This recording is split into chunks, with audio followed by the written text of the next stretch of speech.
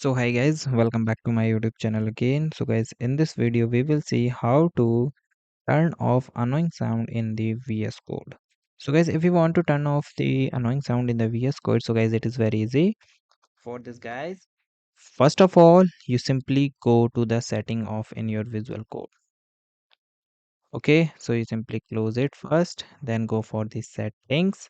In the settings there is another option setting, and you also use control plus comma to for the shortcut. And in the setting guys, here you simply search the signal al. Okay, then hit enter. Now guys, here you see the play sound audio clue when the response had been received. So here is the sound, so value is auto. Chat user action required. Play a sound audio clue and the announcement when the user action is required in the chat. Sound and announcement is the auto. But if you want to turn it off, so you simply go to this edit item and go for this drop down menu and simply click the option of off.